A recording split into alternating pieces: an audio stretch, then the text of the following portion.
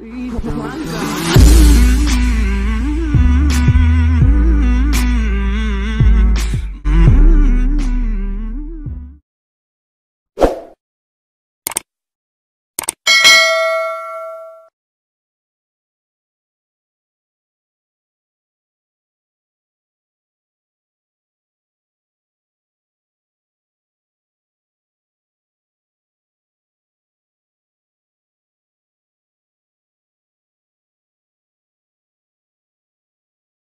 dalam teks kitab bahasa orang Kristen tidak ada kata Yesus berkata aku adalah Tuhan sembahlah aku, nggak ada.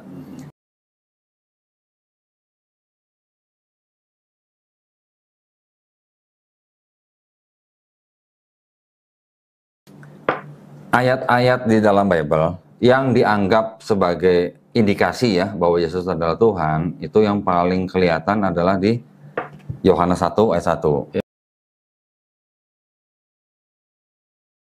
Ya. Pada mulanya adalah firman, yang mereka anggap firman itu adalah Yesus.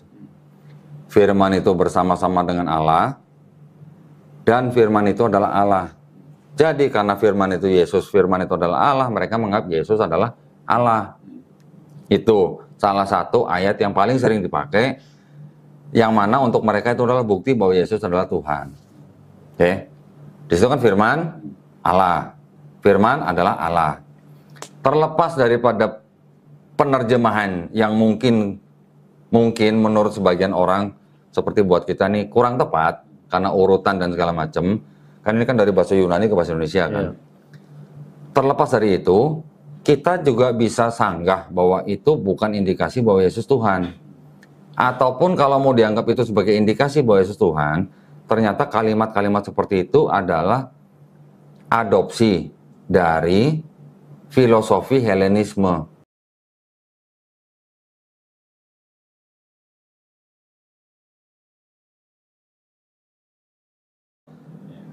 Salah satu nama dewa mereka juga namanya Helen ya kalau nggak salah ya. Helen ya. Gitu. Jadi itu disebut sebagai budaya Helenisme ya, yang tumbuh subur kira-kira beberapa abad sebelum tahun Masehi. Orang Yunani, bangsa Yunani kuno, percayanya siapa Tuhannya? Ada dewa Zeus. Dewa Zeus ini dewa yang celamitan. Celamitannya apa? Menghamili perempuan ini punya anak Perseus, menghamili perempuan ini punya anak Hercules, menghamili perempuan ini. Jadi banyak anaknya di mana-mana dari perempuan yang beda-beda gitu.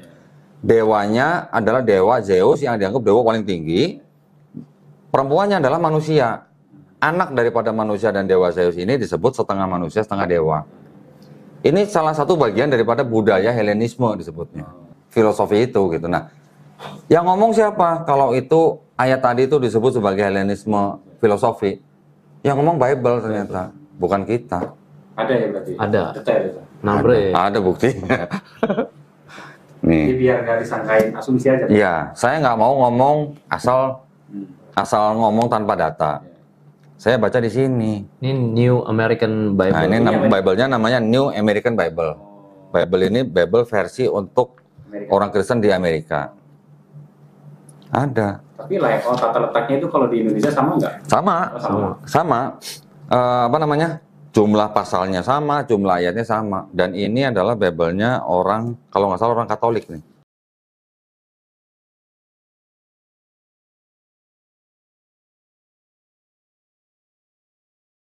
Apa yang membedakannya? Nah, gini. Yang membedakannya, kalau ini kan terjemahan ya. Jadi kalau namanya terjemahan itu adalah pilihan kata-kata daripada si penerjemah. Enggak, Pak? Ya, penerjemahan kan pilihan kata-kata dari si penerjemah. Tapi ini juga bisa disebut sebagai versi sendiri gitu. Versi sendiri maksudnya Katolik mempunyai 73 kitab. Kalau kita Quran mempunyai 114 surah. Surah ya, 114. Di mana-mana Quran semuanya jumlah surahnya sama 114. Tapi kalau di kekristenan, Katolik mempunyai 73 surah, istilahnya surah. Protestan punya 66, beda 7. Ortodoks, ini ortodoks nih. 88 ya. Ini ortodoks nih. Ortodoks 78. Ini ada lagi Ethiopia. Ethiopia 81 surah. Lebih banyak. Beda-beda. Jadi ada beberapa jumlah surah yang di Katolik diakuin, di Protestan tidak diakuin, ternyata di Ortodoks malah tambah diakuin lagi lebih banyak, di Ethiopia lebih banyak lagi gitu.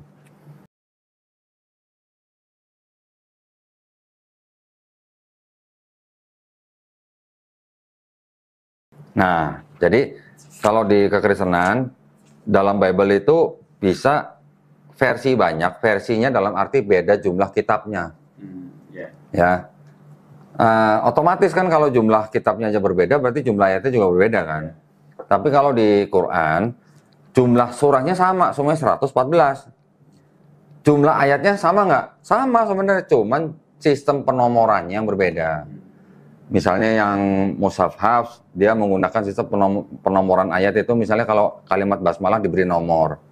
Nanti ada Mushaf Waras, misalnya ada yang tidak diberi nomor. Jadi hanya masalah sistem penomoran, tapi jumlah ayatnya sama, jumlah suratnya sama, 114 surah gitu.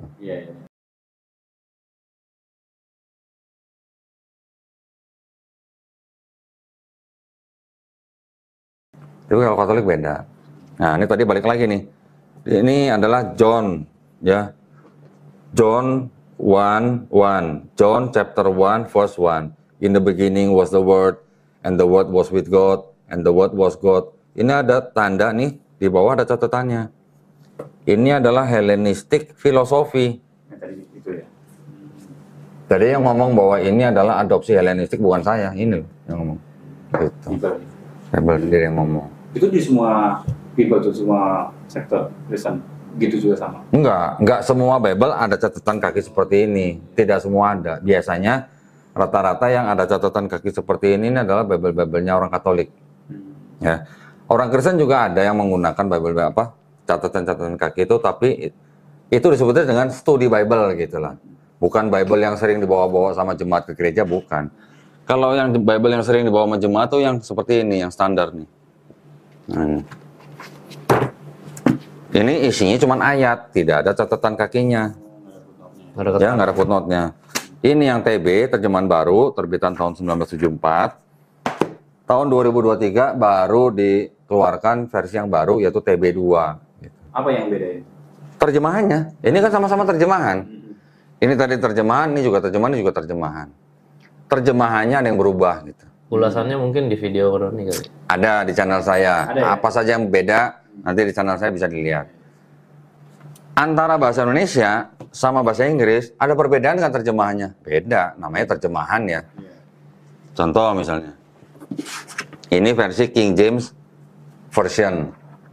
King James, ini terbit 1611. Ini terjemahan baru, terbitan dari Lembaga Alkitab Indonesia. Contoh perbedaannya apa? Yang paling simpel aja. Di sini dibilang salah satu tulah yang diturunkan kepada Bani Israel pada zaman Nabi Musa. Salah satunya adalah nyamuk. Di sini cerita yang sama, ayat yang sama diterjemahkan dari nyamuk jadi kutu. Gitu. Jauh banget ya. Kutu, nyamuk. Ini masalah pemilihan kata-kata. Tapi juga bisa disebabkan karena perbedaan kata di dalam teks aslinya gitu. Nah, kalau teks aslinya kan kalau perjanjian lama itu tadinya dari Ibrani menjadi Yunani, baru menjadi Latin, baru menjadi Inggris dan sebagainya sampai ke bahasa Indonesia. Nah, itu juga nanti ada bedanya, yang Ibrani tadinya ada yang Tanak, terus kemudian yang dari versi awalnya Tanak, nanti ada versi Ibrani juga, tapi yang versi belakangan disebut versi Ibrani yang Masoretik. Bedanya apa? Yang awal dulu belum ada harkat atau nikut bilangnya, tanda baca, yang Masoretik udah ada tanda baca gitu. Jadi kalau kita baru bicara terjemahan, itu bedanya juga sekian banyak.